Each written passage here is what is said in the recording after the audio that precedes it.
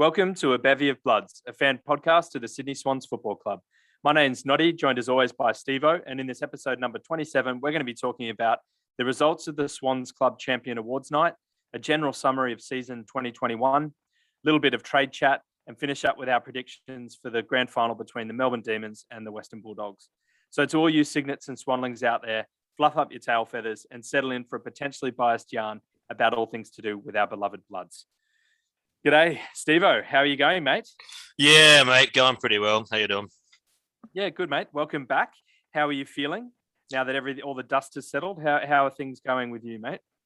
Fairly good. I mean, not amazing either, to be honest. I think I've come to terms with that disappointing loss we had in the finals against the Giants, and now, as if that wasn't enough of a smack in the guts, I'm trying to come to terms with losing two of our better players in the off season. So yeah, that's where I'm up to.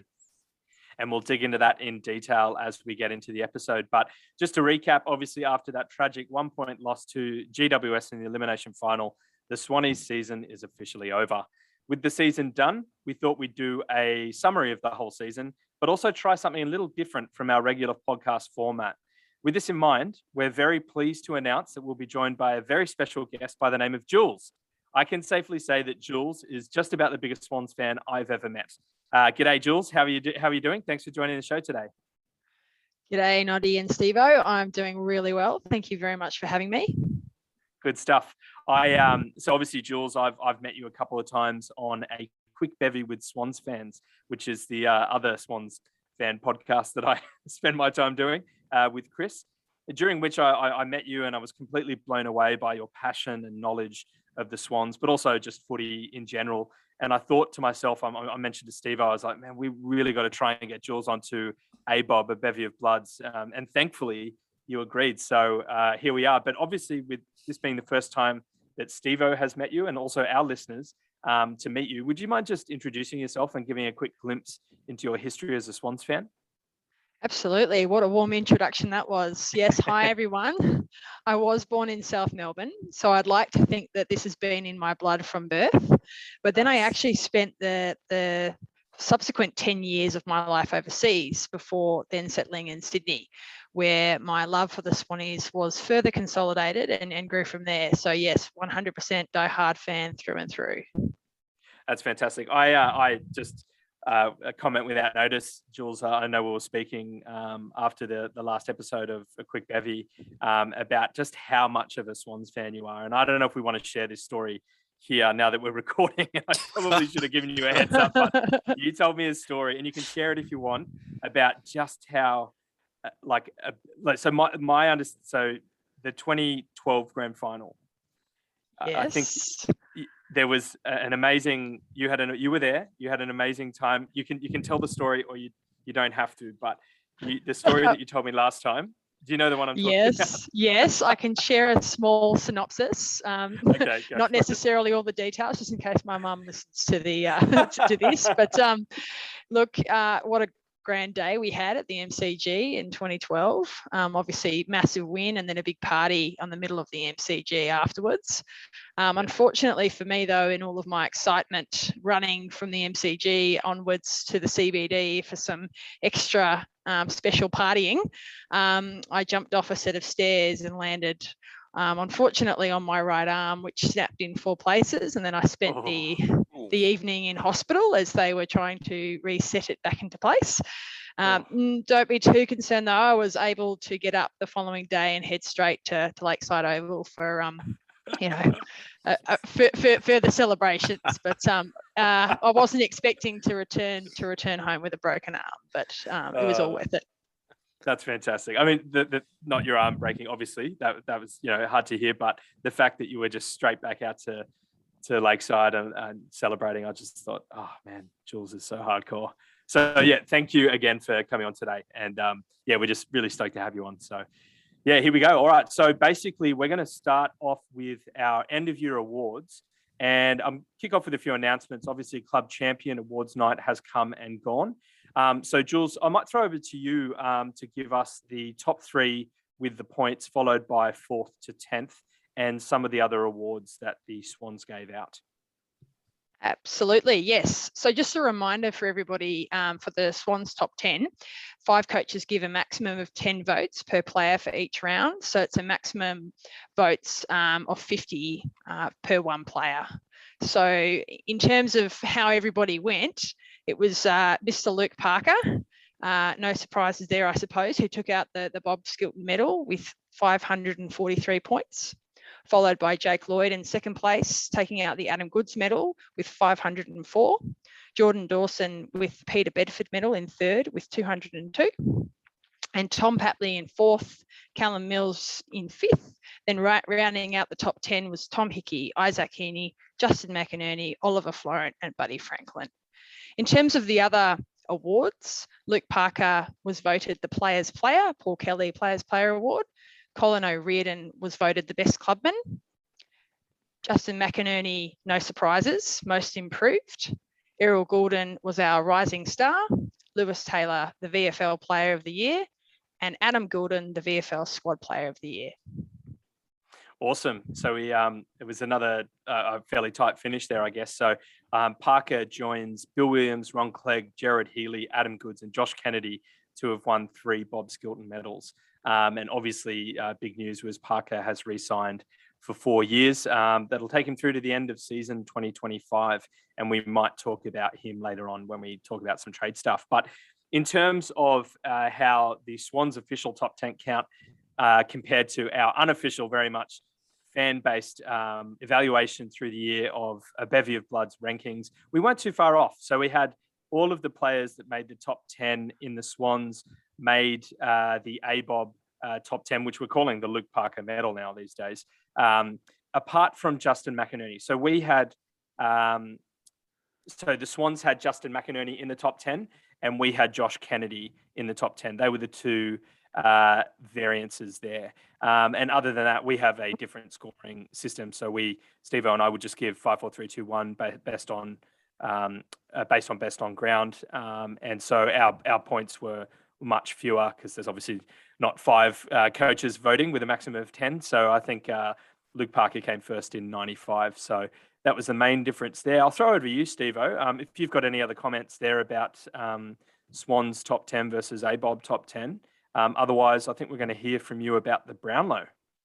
Yeah, sure. I mean, I think one of the big differences between our top 10 and the Swans one is the scoring system. So you're going to get more players being advantaged in the Swans one if they've played more games, because that's more chances to accumulate lots of points, whereas we only give points to the best handful of players.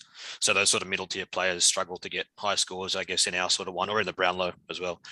But in the Brownlow, we had pretty good turnout. I mean, 15 players got votes, which is a really good spread. If you compare that to the other top 6 teams, the Cats had 17 players get votes, Lions 13. The 2 grand final teams, Dogs and Melbourne, only got 11 different players, and Port 10. So we had a really good spread, which was nice to see. A lot of players getting the attention of the umpires. Callum Mills was our best. He got 18. Parker got 17. Franklin, Heaney, Kennedy all got 8. Dawson got 6, and then Hickley, Papley, Florent, Goulden, Hayward, Lloyd, Hewitt, McLean, and Chad Warner all got votes. So, yeah, most of the same names we had at the top of our one. Again, the big difference is that we had in our ABOB medal, we had Kennedy quite high, just like the Brownlow did with the umpires, because he had a couple of really good games across the season. But, yeah, otherwise, really, really pleasing turnout with the Swans at the Brownlow this year.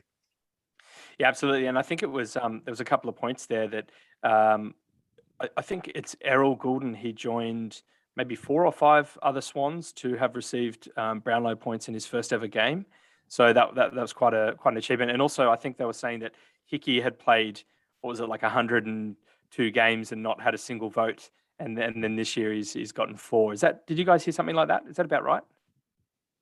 I was aware of the Goulden one for sure. The Hickey one I hadn't heard, no, but that sounds right. Yeah.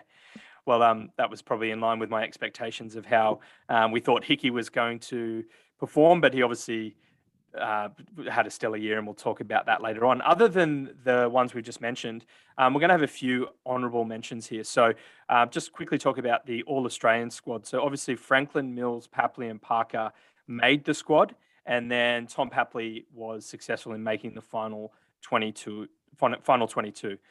Jules, do you think that there are any Swans that were a bit stiff not to even make the squad? Yeah, I think his name comes up just about every year. It's a perennially underrated Jake Lloyd. I think he was a bit unlucky. He averaged more disposals than any other defender and was among the league's top 15 players for average ranking points, rebound 50s, meters gained, and intercept. So he's pretty handy back there. I also think Tom Hickey had a terrific year, although that might be a little bit biased, I think. So I think, we'll go with Jake Lloyd. The AA snub was probably the most glaring, I think, from our side of things.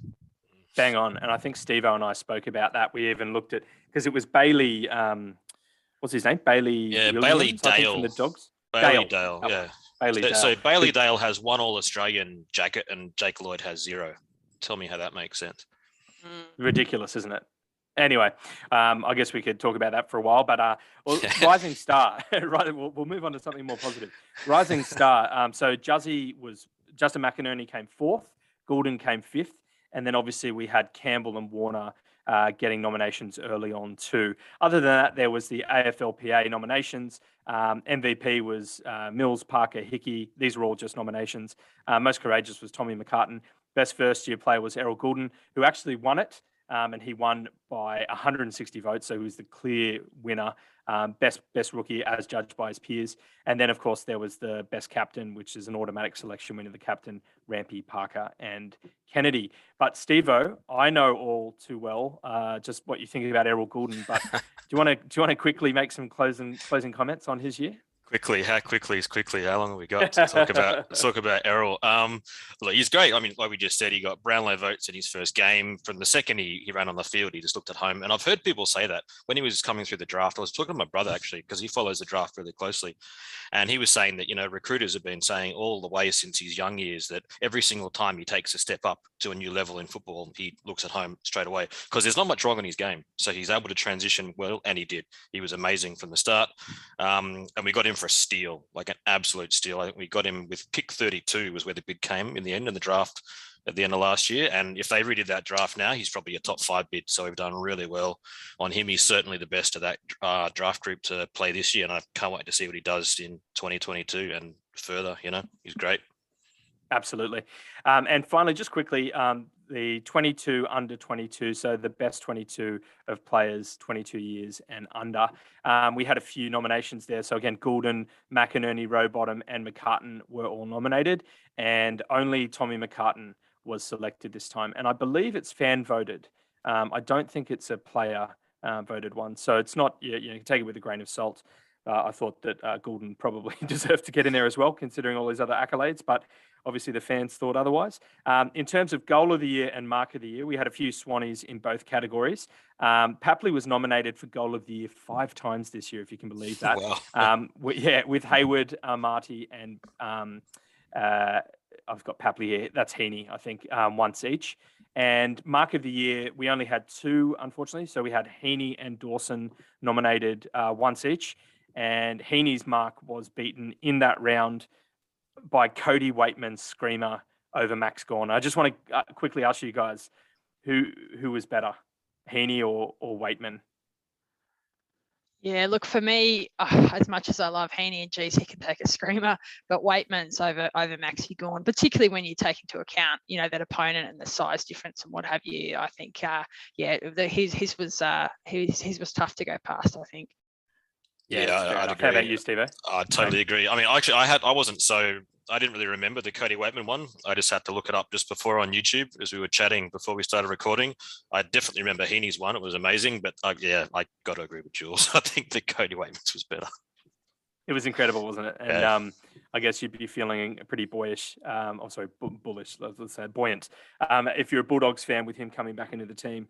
And we'll get onto that later on. All right, so now we're up to segment 3, which is the main part of this special episode. It's the season 2021 summary. And we're basically just going to have a few talking points, and I'll throw over to Steve-O and Jules and then flip the order up for each question. I'll let you guys know as we go along. But basically, we're just going to have a general discussion about how the season went for our beloved Bloods. So let's get into it. So I guess the first section is, what do we keep doing? What went right? Jules, I'll throw over to you first. Yeah, thanks. Look, I think a lot went right, didn't it, really, when we think about it? Callum Mills in the midfield, that's an absolute no-brainer going forward. Really liked Blakey, the lizard. He has certainly flourished in the move to half-back. But the thing that I take away from this season that I just really want to see us continue to develop is our game style and the confidence the young boys have shown. It just needs to be, continue to be encouraged. One particular stat that really comes to mind is that we were the best in the league at our transition from defensive 50 to inside 50. So we really want to keep up that defensive integrity, but keep backing our offensive game. Yeah, definitely. Steve-O? I want to resist the temptation to throw Isaac Heaney into the midfield. So I guess the thing I want to keep doing is keep him playing forward, because I guess there is that temptation with a really raw midfield, besides Mills, Parker, and Kennedy, and with Kennedy, he's getting older, there's going to be that temptation to throw Heaney in there if you want a more mature and elite player in there. But I just think he's such a match winner in the forward half. He's kicked 3 or more goals 8 times this year. He got 4 in the elimination final. He almost dragged us over the line. Him and Parker almost got us there on the back of their efforts. And I think he's one of the toughest players to match up for opposition defenses because he's so good overhead. He's so good at ground level. He's so agile. He's quick. He runs really hard lines up and down the ground and back into the 50 to present an option. And I think that sort of forward asset, okay, he's probably not going to win us the game every week, but he might win us 5 or 6 or, even more games a year. So I'd rather have him in the forward line where he can really be a game breaker like that. Well, I agree with all your points there, guys. And I'm just going to add kicking goals and having multiple avenues to goal. So at the end of the home and away season, Swans were second overall for goals scored with 293. We were behind only the Lions in first on 313 and in front of the eventual grand finalists, Bulldogs, who were third on 288. Also, of the teams that made the finals, we had 7 players who were in the top 100 goal scorers with a tally of 204 goals, and that ranked us second best. So Melbourne and Essendon also had 7 players each, but we beat them by 10 and 14 goals respectively. Only the Lions and Giants had more individual goal scorers in the top 100 goal scorers with 8 players each. And while the Lions tally of 254 ranked them first in the league, the Giants tally of 189 ranked them 5th. So our goal scoring was excellent and our spread of goal scorers was excellent. So absolutely love to continue that. And while we do that, we need to keep developing our tools, McLean, Amati, and McDonald. Righto. What do we stop doing? So what didn't go right? Over to you, Steve-O, first. Number one thing for me is stop losing games to teams that are below us on the ladder. I mean, how many times did that happen? We lost to Gold Coast, Hawthorn. We can even look at the St Kilda losses, the first Fremantle loss, the first loss to the Giants. Okay, they made the finals in the end, but they were still below us on the ladder. We get one of them back. Any one of Gold Coast, Hawthorn, Saints, Freo, and the Giants, and we're in the top 4, and we have a totally different chance at a final series. Yeah, that's it for me, number one. How about you, Jules? Yeah, Steve-O, that top 4 spot just went begging in the end, which really, really hurt us. The other thing that stood out for me is just losing the key players right before our do or die final. Kennedy and Mills, that was just so costly. It probably didn't help, not having a full roster of staff, keeping an eye on things, especially when Mills had that awful 2 weeks in isolation. So look, I think for us, just around that planning and just, the injury management at key times, I think, it would be good to, stop happening, I suppose. Yeah, absolutely. I'm going to dig in a bit further and say, we need to stop going AWOL within a quarter. And it's not necessarily any particular quarter. It's just a quarter, whatever that quarter is that we just have a shocker in. So we had very bad first quarters against the Cats in round 7, the Pies in round 9, and the Giants in round 12. We gave up 28, 18, and 29 points respectively. However, we managed to rally in these games and we ended up winning by 2, 30, and 26 points respectively. That's a good example or a lucky example.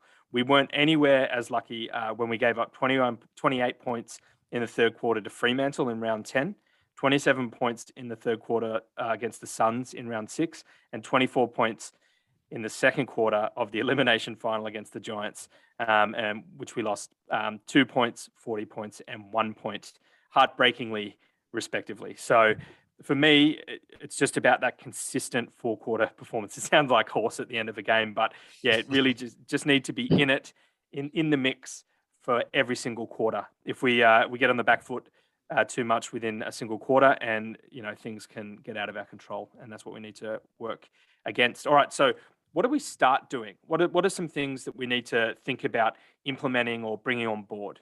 How about, I think we're kicking off with Steve-O this time. All right. I mean, this ties into what I just said about not dropping games we should win, and also what you've just said about going missing for quarters at a time or within a quarter or whatever. And it's that consistency, that concentration, and that comes with maturity, I think. Because even though we had a really successful season, we've still got a lot of players who are relatively inexperienced. That showed in the final, I think, and it showed in these games throughout the year where we had quite poor periods where we were very up and down, not just within like match to match, but within games. So yeah, a bit of more maturity, and that'll come with time as well. How about you, Jules?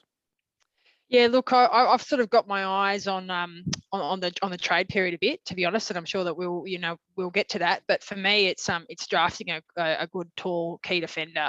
That elimination final and watching Melican a bit out at sea back there is really playing on my mind. So yeah, that's number one for me in terms of what we start doing. I don't think you're the only Swans fan to have thought that, Jules. It's a very good point, and yeah, we'll get into that a bit later on. For me, obviously, while we need to keep scoring with multiple avenues of goal or to goal, we actually need to increase our inside 50 efficiency. So what I mean is, I think we really need to take our chances, and I think that ties into Steve-O's point about maturity and games experience. But how many times this year, not the elimination final as well, did we see totally gettable goals go begging? So in our last episode for the year, I mentioned that the elimination final loss was actually our lowest conversion in a quarter, where we scored more than one goal all year. So we had 43% overall inside 50 efficiency that game. Our average for the whole year, however, was 47%, which ranked us 10th. So not good enough for an aspiring top 4 team. Ahead of us were all the other teams that made the finals, as well as 2 teams that didn't. Carlton in 4th on 49% and Adelaide in 7th on 48%.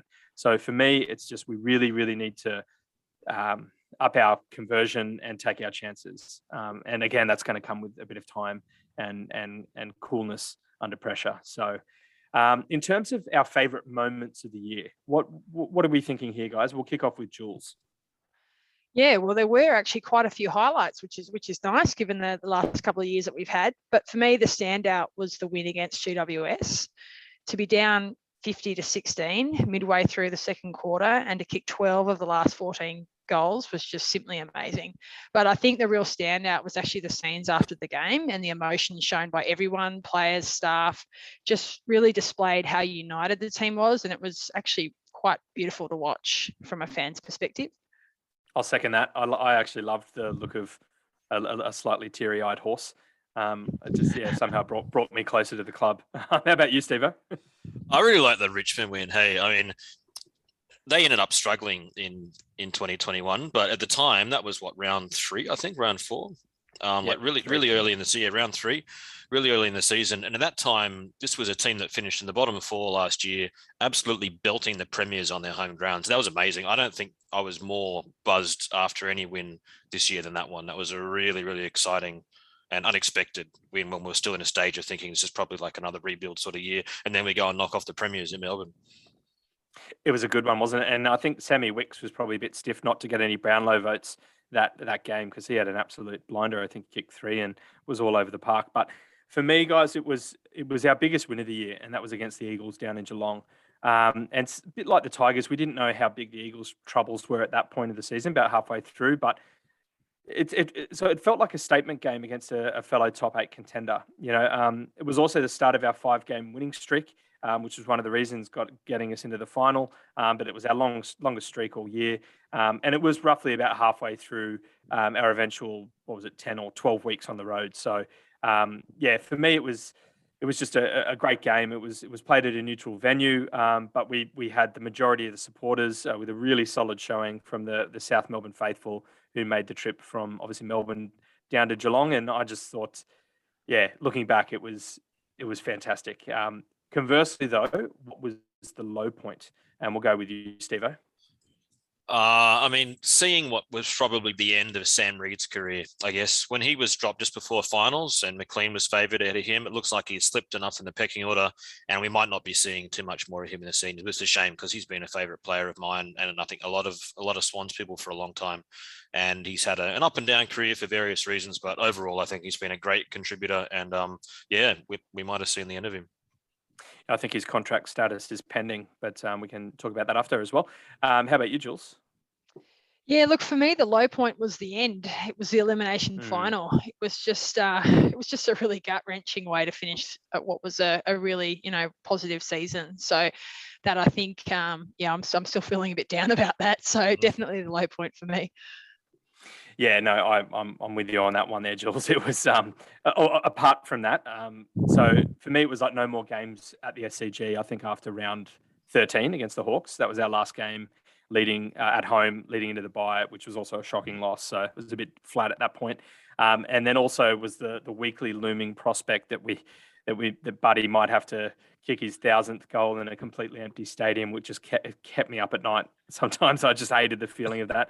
Obviously, and you've spoken about this already, Jules, in our management of players, losing some key players through that Wallabies game COVID infringement just seemed like really wasteful and something that didn't have to happen. I know that players were just living their lives and doing things in society that were allowable at the time, but on in hindsight, you'd think, okay, it's a pretty precarious situation. Maybe we just keep everyone in just in case. And obviously, I think it was Mills, Cunningham, Sinclair and O'Riordan in the end that got pinged there. But Mills missed out on the EF and ...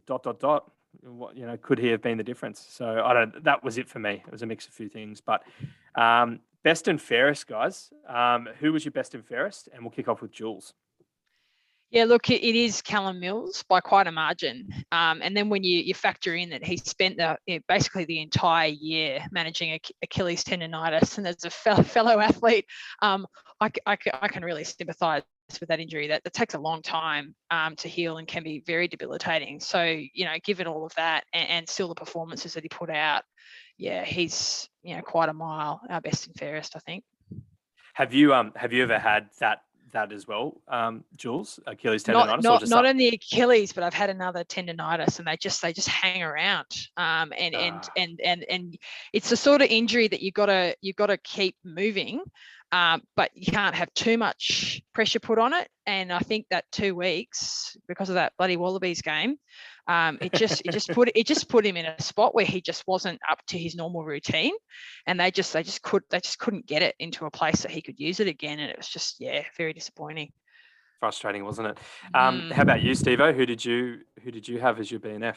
Mills as well for me. I mean, I know that the Swans BNF and also our own Bevy of Bloods medal gave it to Luke Parker, but I think Callum Mills is our best player this year. I mean, if you go back and look at his points per game in both our medal and the Swans medal, he's miles ahead of the field. He had a fantastic year, and not having him in that final really hurt us. Yeah, guys, I'm going to follow your sentiment here and say Callum Mills. I'll just have a quick shout out for fantasy as well. He was epic in fantasy. He was our biggest scorer, averaging 110 for the year, which is the 10th best player in the AFL, and only playing 18 games too, as you've touched on there. As Parker was our next best at 99.3, and then Lloyd with 98.2. Mills averaged more than Darcy Parish, who averaged 105. But don't tell the guys who pick the All-Australian team, because it's not like they usually rely on hard stats to pick the team or anything. But I just thought that was a bit of bullshit, to be honest. I thought, look out next year is all I can say, because if he can stay fit, he's going to give that Brownlow a fair nudge, I think. Yep. Absolutely. Sure. Good call. Parish, come on. I mean, really, I was gobsmacked when Parish, even more so, I think, than that Bulldogs halfback flanker, whatever his name is. I was shocked when Parish made the All-Australian team. It's like, what is this? He was on the bench, but still, I couldn't believe it. No. A bit of Vic bias coming through there, but I'll just capture it again. You heard it here first, Jules, our Swans fan, most passionate Swans fan. I'm just going to go out there. She's predicted Callum Mills to win the Brownlow in 2022. So if that happens, not at all one-eyed, Not at all one-eyed. Yeah, totally. We'll put it here. No, if it happens, top I'll buy five, you 100%. top five. Oh, you look at you're pulling back a bit here. Do you have a beverage of choice? Are you partial to any type of beverage in particular? Look, it's fair to say that I'm I'm pretty open to most. But look, I think a pretty crappy SCG beer, in a plastic cup, sounds pretty good right about now. So I reckon that'd probably be it. I'm in that one. I was going to suggest a nice bottle of French champagne, but I'll definitely I'll raise that and get you 4 beers at the SCG next time. Oh, brilliant. You're correct. Brilliant. I feel like we'll have that opportunity before the Brownlow gets announced. So there'll definitely be some beers coming your way, hopefully at SCG next year, Jules. All right. So what were you guys most surprised by this year? Like, what was surprise packet? What was left field for you? How about we'll kick off with Steve-O here. Mine was Chad Warner, because I think he played 2 games in 2020, 2 or 3 games, I think 2 in 2020. And he was sort of on a half forward flank, maybe forward pocket. Wasn't really clear what his role was. He looked a bit at sea a bit of the time. And coming into this season, I didn't expect that he'd be turning into, within a couple of games, one of our most important centre square players, and to be as damaging as what he was. So yeah, he was my absolute out of the blue one for this year. Yeah, the Chad was unreal, wasn't he? How about you, Jules? Yeah, it seems like I didn't have the inside knowledge that Steve-O had on Errol Goulden, because my brother, he's the one to think. He's got all the information. That was just completely out of the box for me. He is an absolute jet. So yeah, he was my big surprise packet. Otherwise, it was our side's transformation, to be honest with you, in terms of our game style and transforming into a must-watch side. Electric ball movement and aggressive game style. So I think a big props and thanks to Don Pike for his influence in that, because it's just been fabulous to have, probably the most exciting side in the comp to support. Yeah, it's been great. And I think at this point, we haven't heard his name tied to any of those big Vic clubs that are, well, not Collingwood anymore, but maybe Carlton. So yeah, glad he could be staying with us. Yeah, that's it. Hands off, Don Pike. For me, guys, it was Tom Hickey. As I said, I need to eat my hat. I was pretty down on him and the trade and the circumstances that it happened at the end of last year, but I'm willing to admit that I was wrong. He had an absolute blinder. I truly wondered whether a 4th club journeyman ruckman could give us anything, but he just proved me and I think a lot of people wrong. His career best effort, which helped to soften the loss of Alir, even though I'm still a bit ginger about that. Similarly, going from 5 wins in 2020 to 15 wins in 2021, our equal biggest leap in win-loss, and from 16th place in 2020 to 6th place this year, our second ever biggest leap in ladder position improvement, were monumental efforts and just so pleasing. So that was probably what I was surprised by the most. In terms of positions, team positions, player positions, what do we need to bolster to improve our list? And we'll kick off with Jules here. Yeah, look, since Mumford left, I've never been overly thrilled with our ruck situation. There's no doubt that Hickey has been amazing, but he is in the twilight years and looking like he's being held together by tape. So look, if he goes down, this miscellaneous group of kind of misfit backups do not instill me with a lot of confidence, and certainly not if we're going to go for a premiership tilt. So that's an area that I've definitely got some question marks around, especially with Sinks being extended. The other area is we do need some tall timber down back. I don't mind the idea of going after someone like a Daniel Talia if we could get him. Do I dare say we're now in a premiership window?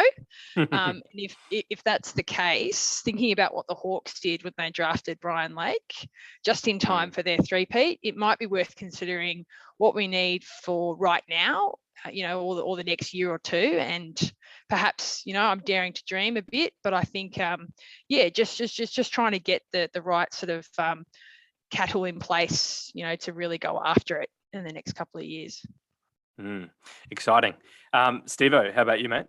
I guess I'm not quite up to where you're up to, Jules, in terms of the premiership window. I reckon we're very close. Like we're standing at the window and we're looking through it, but we're not quite in it, but almost. So one thing I think we could really use to get to that real, contending for flags rather than pushing into the top four sort of spot would be midfield depth, because I think not having Mills and Kennedy in that elimination final really exposed our lack of depth through the midfield. And next year we're going to be without Hewitt, who was second in our best and fairest in 2019. And okay, he's not a superstar, but he's still a very solid AFL player who will be missed in his role and what he does every week. Warner and Rowbottom, they're up and comers. They're still very young. We can't expect too much from them. We don't know whether they're going to be ready to take on a more senior role right away. Florent is a bit hard to place. He looks maybe like he's a bit more suited to a wing or half back.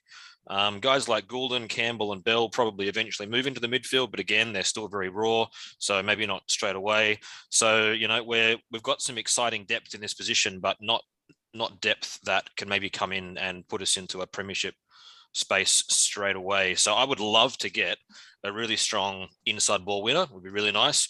Somewhere between age 22 and 26, are they going to be around for those, 3, 4, 5 years that we're really contending? But I'm not confident that we'll get one if there's salary problems, because the sort of player that I would like for that slot, we probably can't afford if what we're hearing is true.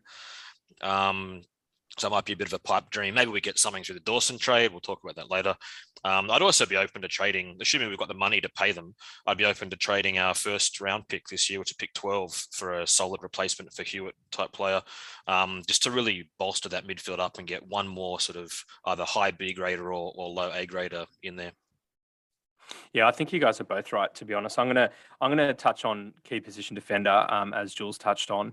But not so much in the vein of Tommy McCartan or like an intercept player. So Tommy McCartan can do a bit of both. He can lock down and also intercept. And Lizard is obviously that third tall, but he's actually taller than Tommy McCartan, so he's good for spoiling. But his run off halfback is just amazing, as Jules has already mentioned. But I'm talking about a tall back that can lock down the opposition's key forward. So kind of like Sam Taylor for the Giants or Alex Keith for the Bulldogs.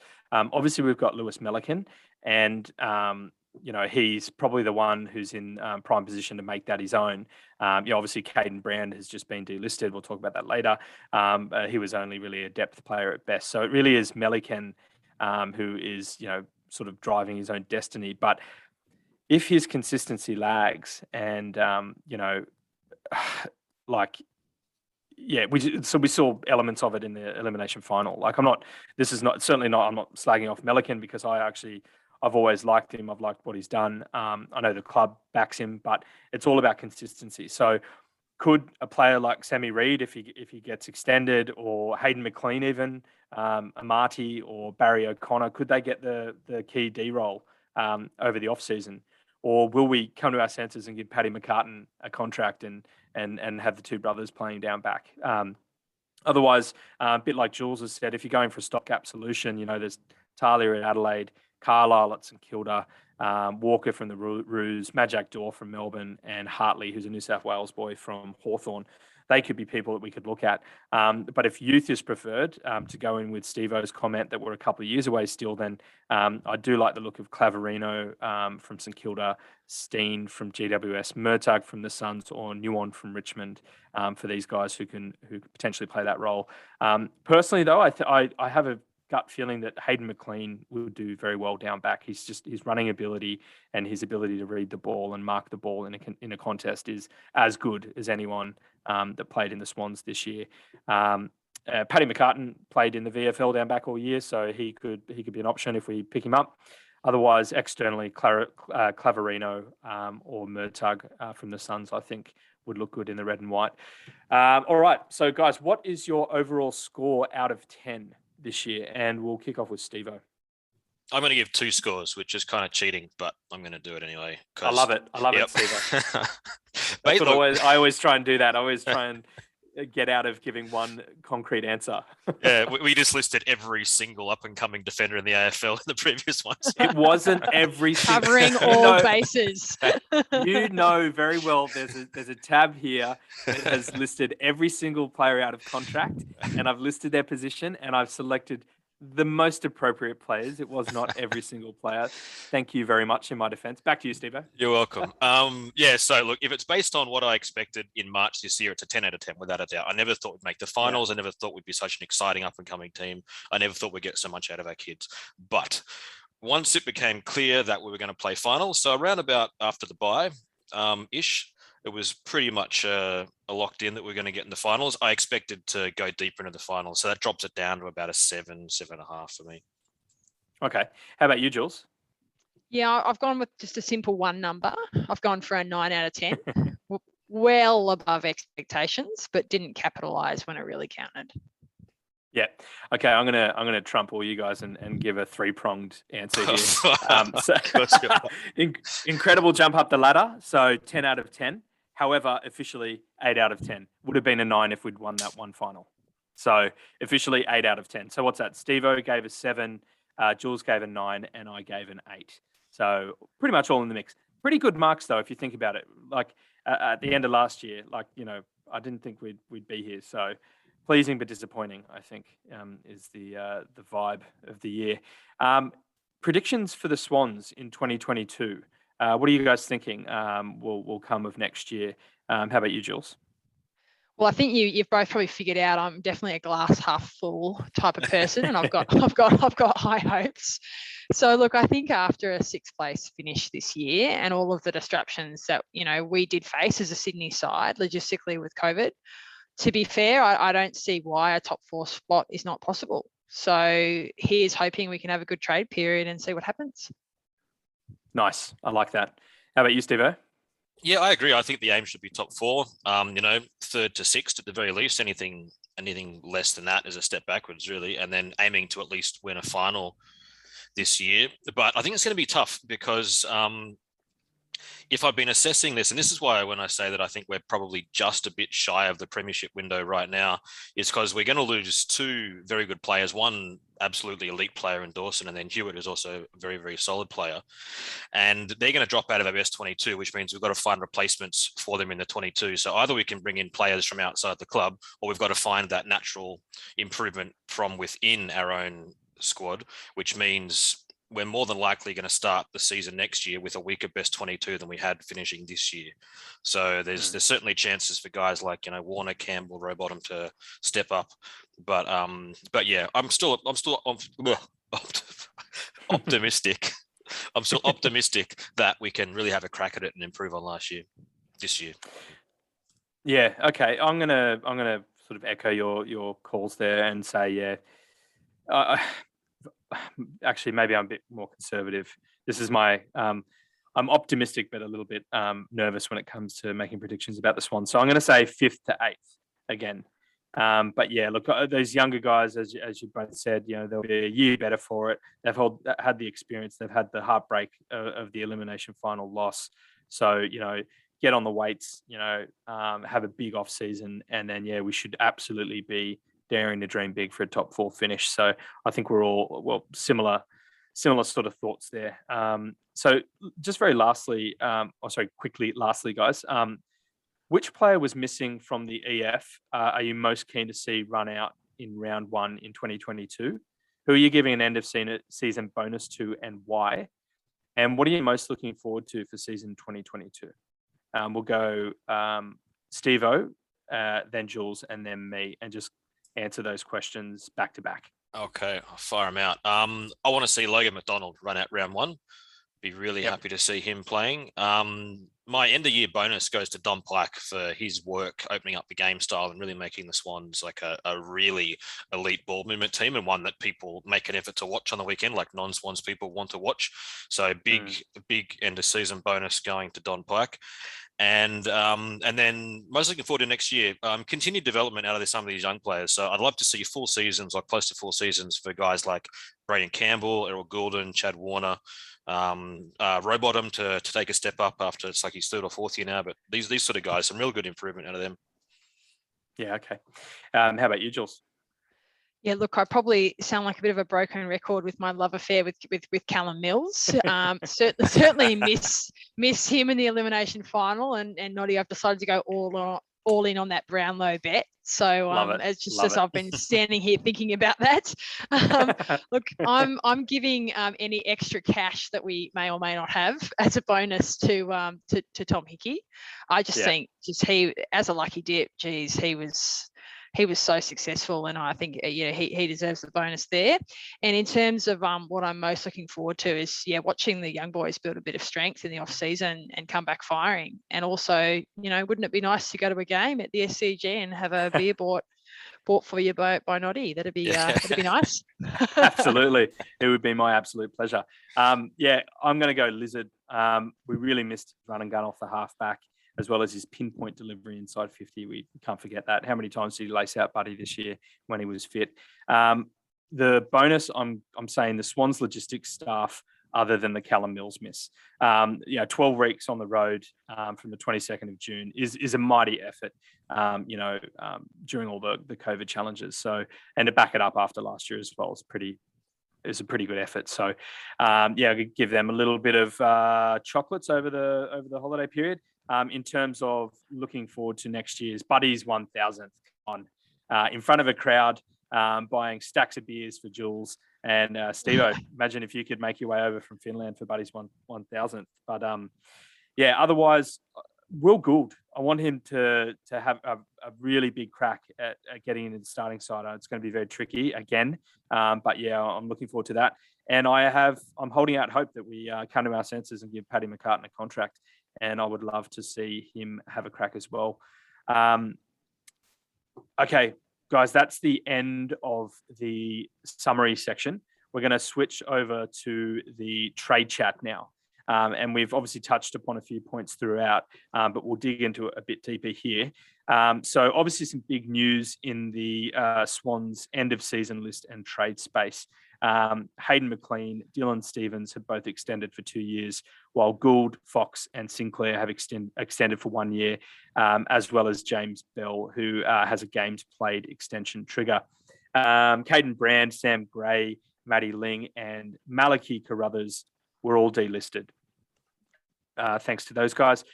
Furthermore, Dawson has requested a trade back to SA and most recently nominated the Adelaide Crows as his preferred destination. And George Hewitt is moving to Carlton, reported to be on $450K a year over 4 years. So, general thoughts on extensions and delistings. How do you feel about Dawson? Where does he go? What is he worth? How the hell do we replace him? And how do we fill the Mr. Fix-It void that Hewitt is going to leave once gone? And we'll go with Jules, Steve-O, and then me, and we'll do extensions. We'll do each question at a time. So we'll just do extension, and then move on to the other subtopics. So Jules, kick us off with your thoughts on extensions. Yeah, it was good to see, a lot of names in the extensions list. But the biggest one for me was McLean. I was pretty concerned, to be honest with you, that we were going to lose him to the Saints. It sounded like they were showing a fair bit of interest. So I was really pleased, that we got to keep on hold of him. The other one that really stands out is Dylan Stevens. Someone who, very high draft pick, and I think has a huge amount of potential. So another 2 years, will really show us everything we need to know about Dylan and what his future will look like. So I think, they're the two biggest standouts for me on the extensions piece. Yep. Steve-O? Yeah, I'd agree with those two for sure. And especially Stevens, I think, it would have hurt to lose a top 5 draft pick before he's even had a chance to blossom after 2 pretty bad COVID-affected first seasons in the AFL for him. And we would have got nothing for him in a trade. Like, we would have got absolute garbage, probably a pick in the 30s or worse had he gone in a trade, because he's a kid who's barely played footy. And I think with Dawson gone, he's got a chance now to really make an impact with his skills and his outside run. So I'm hoping over the next, year or two, we start to see, the real promising signs that were clearly there when we took him with pick 5.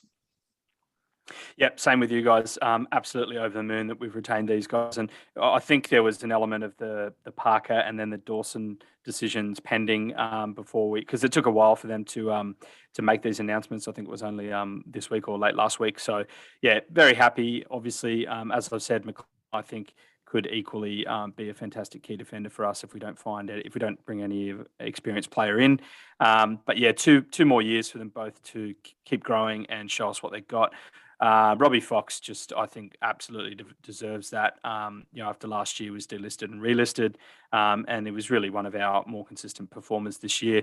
I thought it was a bit rough to not get a call up in the EF again, but otherwise, had a pretty good year, and I think he's just a really reliable, depth player for us. Or sorry, not fringe. He's in the best 26 for sure.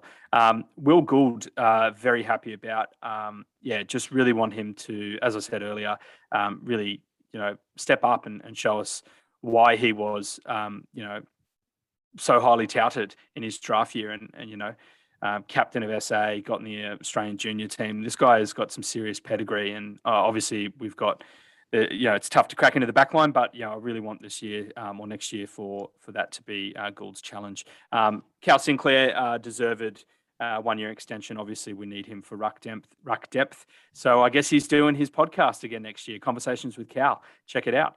All right, let's go on to delistings. Jules? Yeah, look, I mean, you can only have so much space on your list. So in all fairness, I think most of these were, pretty fair enough. I think the biggest disappointment, out of these names is for me is probably Gray. When we brought him over from Port, I definitely had higher aspirations for him. So that's a bit disappointing. But yeah, look, it's all part and parcel of the trade period and list sizes and all these sorts of things. So all pretty fair enough from my standpoint. Yeah, fair call. Steve? Yeah, I'd agree with that. I mean, especially, Brand, Gray and Ling, they were very much expected. Carruthers, it was his first year as a rookie. He didn't really get much of a shot at it. He managed to play about half a season out of a VFL season that ended early and was full of major disruptions prior to it ending early. But then I guess if the Swans had seen something in him, I imagine they would have made an effort to keep him on, relatively low rookie money. He looked fine. I watched a few of the games he was in the VFL. He looked pretty good. But, it's hard on the TV, especially with the limited camera angles you get in the VFL. So you don't really see everything they're doing, especially what they're doing defensively. So it's kind of hard to judge. But none of them I think will be. They're not going to be badly missed, are they? Any of those players? Yeah. Look, Brand performed a role when he needed to. Obviously, Gray was Papley cover, I think, for that almost trade to Carlton. Lewis Taylor sort of falls into that category as well. I'm with you, Jules. I was expecting more from Gray when he played round 1 against the Crows and kicked that absolute clanger to miss the goal from 15 metres out. I thought, oh, goodness, what's happening here? But yeah, Ling, I thought it was a bit unfortunate. He was hit with injuries. He was a first-round pick. I think it was pick 14, a Geelong Falcons product. So it was another highly touted left footer. Steve, I know you love your left footers. So yeah, it was a bit unfortunate. I think Ling couldn't have more of a run at it. Look, Carruthers, I was very bullish about. And I think I mentioned to you, Steve, throughout the course of the year, that I had seen something that I thought I'd seen something in Carruthers that said that I almost thought he could have been pushing for best 26 next year. So I'm quite disappointed because I just thought he was one of these players that had time on the ball. Maybe he was, his defensive patterns weren't great. Maybe his man-up work wasn't great. So, look, it makes sense. We get it. It's disappointing, obviously, for these players. But if we think about what the Swans have done over the past couple of years, there's been, a number of players that have come in for a year and a bit just to, perform a role or add to depth. And I'm talking like Dan Menzel, Jackson Thurlow. These are all sort of players that were pushed out, that were brought in to help out and maybe could have rolled on, but we sort of had them there for a year or two and then moved them on. So I think Brand and Gray are in that category for sure. All right, let's move over to Dawson, the big talking point. Jules, what's on your mind? Oh, ouch is what's on my mind. And I think we've all, admitted that this one's feeling pretty raw. Yeah. Look, just given how much we've invested in him in the last few years, and I think we were pretty patient, with him. He did have a few injuries, and I think we've done really well with Dawson and played a huge role in his development as a player. And he now seems to be hitting his prime. So it really hurts to lose him now. In terms of where he's going to go, well, it sounds like it will be Adelaide, which is a team that he supported as a kid. So that's nice for him, I suppose. And I think they've probably got a little bit more room in their salary cap than Port does. I think the thing with Dawson is he's worth a bit. So I really do hope, that we play hardball here. There's a few sort of stories going around in terms of what pick he's worth and what Adelaide's willing to give up. But it's got to be an absolute minimum. I would have thought of their first pick, which I believe is 4, is it? Yeah. It is. Yeah. Steve-O? Yeah, Doss. I mean, you asked before, how do we replace him? And we don't. That's the answer, is we don't replace him, because neither Adelaide or Port Adelaide or any other club in the AFL that we decide to trade with, if we go down that path, is going to give us a player of his quality in a swap direct. It's just not going to happen. So we're not going to replace him, at least not in the short term. And honestly, I'm okay with players wanting to be near to family, especially now with, Australia's got quite strict state border closures. There's a lot of general uncertainty around how things are going to be in the next, months and even years in Australia with the COVID regulations. So fair enough, I guess. And I look at from the Crows' point of view, they've lost some pretty good players to the go-home factor themselves. I mean, Dangerfield and Lever are two who come immediately to mind that they've lost to the same thing. So, good on them for getting one back the other way. But if we're going to lose a player this good, I want something good back. I want fair compensation. And for a player who's, shaping to be a multiple All-Australian over the next, 3, 4, 5 years, and is certainly, I think, in the top 5 of those from his draft year. Okay, he was drafted in the 50s, but if he did the draft again, he'd be a top 5 pick in that draft. I think, like Jules said, their first pick 4, which will become pick 6 after these two father-son kids go to Collingwood and the Bulldogs. So effectively pick 6 seems about right. And if we can't get a fair deal, I'd rather send him to the draft to prove a point. I don't want another repeat of the Aaliyah mess from last year, or like even the Tom Mitchell one from a few years ago. Good points, guys. If Chera is worth 2 first-round picks, then surely Dawson is. I know he didn't start. Yeah. He wasn't a high draft pick in his own draft year. But as Steve-O, as you just mentioned, I'm just going to quickly read out the top 10 from the 2015 national draft pick, right? National draft. Wiedering, Shaki, Mills, Millsy, over to you, Jules. Oliver, Parrish, Francis, Hopper, Archie, Wiedemann, and McKay. And that's the top 10. There's some names of note in the bottom half there. Players of note from outside the first round: Keys, Dunkley, Bonner, Matheson, Jordan Dawson at pick 56, Menegola at 66. If you were to do it today, as Steve-O said, I did this as an exercise. It would probably be, for me, Oliver, Parrish, Mills, Hopper, Dunkley, Dawson, Wiedering, McKay, Menegola, and Keys. Yeah, right. I know that's putting you guys on the spot. I know that probably, actually thinking about that, you could probably put Mills above Parrish there. Hopper's a gun. A handy draft, isn't it? All in all, bloody handy draft. So my point is though, Dawson has to be a first round pick. Like it's just such a no brainer for me. The Crows have got 4, 23, and 37 before it's junk. Port had 16 before junk, but if we're looking at Crows now, we just focus on them. Out of contract and possibly useful to the Swans, as Jules has touched on, is Talia, PD. Ronan O'Connor's a young inside mid to fill that inside mid depth that Steve-O's talking about, but he's a WA boy. Not going to happen. Then there's Ben Davis, who's a third tall. He's an ex-Sydney Swans Academy boy. But I just can't see us looking at them. The only player from the Crows that I would look at now is Harry Schoenberg or Matt Crouch or Jordan Butts. They're contracted. Doesn't mean they're ungettable, but still makes it a bit trickier, right? If Port is still in the mix, then Jackson Mead we bid on is the player we bid on before we took Will Gould. He's an inside midfielder, a father-son for Port, so probably a hard one to get. Riley Bonner, as I just mentioned, I think he's in contract talks to extend for a year. Kane Farrell's out of contract. He's also a left footer, pretty smooth. Otherwise, there's Laddams, which I know has been in the media over the last 24, 48 hours. So apologies for all the chat on this, but it really is the big talking point for us Swans fans. And I just hope that we can man up this year, because I've got a bad feeling about this one, guys. I'm not feeling very good. I know, Steve-O, you said off air previously that you would rather Dawson's walk to the draft than us get an unfavourable result. Are you still feeling that? Yeah, absolutely. Because I think that this whole culture of players saying, I'm going to this club and this club only, gives so much power to the receiving, or like the destination club, in this case, Adelaide. Bugger him, send him to the draft, because he's worth so much more. That list you read out, those players, like of those top 5, I would actually put Dawson ahead of Parrish and Dunkley in that list. And I think it's just based on him not being a Victorian player with a profile. Like if this was Parrish up for draft, they'd happily give away their 4th pick. Yeah. It's a weird thing, isn't it, Jules? It's this sort of weird Vic bias or something that, I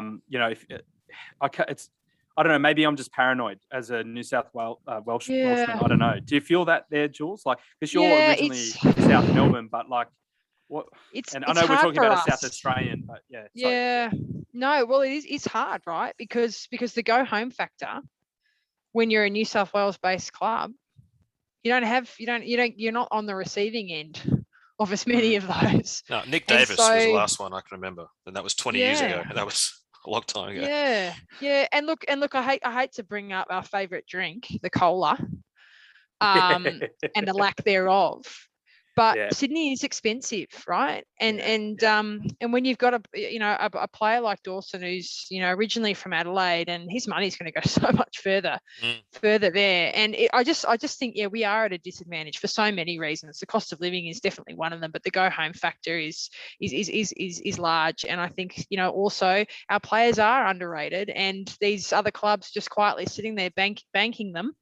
And we're not getting fair compensation, and we don't seem to put up very much of a fight, which I find fascinating. So I'm with you curious, guys. isn't it? Yeah. So I think Dawson. I think they're saying Dawson is around $500K a year for 5 years, and I'm just thinking, I reckon the Swans offered that, and maybe it's the family thing. Oh, maybe we didn't. I don't know. It's a bit hard to know, but we've nailed so many rookie draft success stories. But like our feel good stories like Dawson is just I don't know, exploding in our face this time round, because I don't know, we didn't prepare ourselves, or we didn't give him what he wanted when he wanted it. It was just, I don't know. Yeah.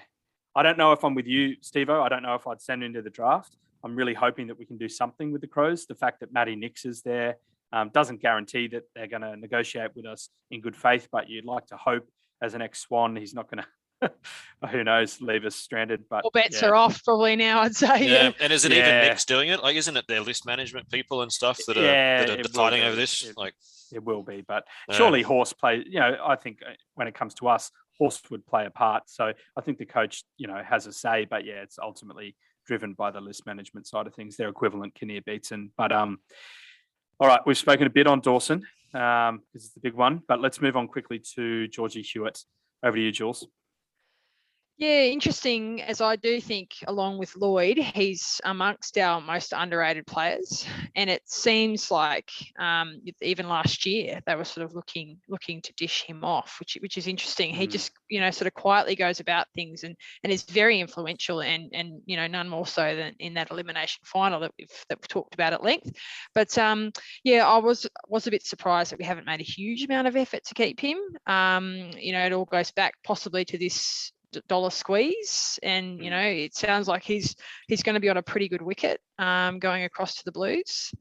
In terms of replacements and all these sorts of things, in terms of what we're going to do with these 2 huge losses, for me, just seeing the continued development of Braden Campbell, particularly. I've heard the left boot a couple of times, and he does have a searing left kick. So I think he will be pretty massive, and of course the Lizard and Jazzy McInerney as well. So it's going to be really interesting to see how we go about covering these losses, because these are large.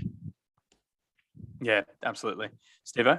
Yeah, look, I'm sad to see him go. I think he's a really reliable player. And I think I said earlier, he was second at best and fairest just 2 years ago. So he's a very good player. Carlton must have offered him a deal that the Swans just couldn't come close to matching. And, all the best to him.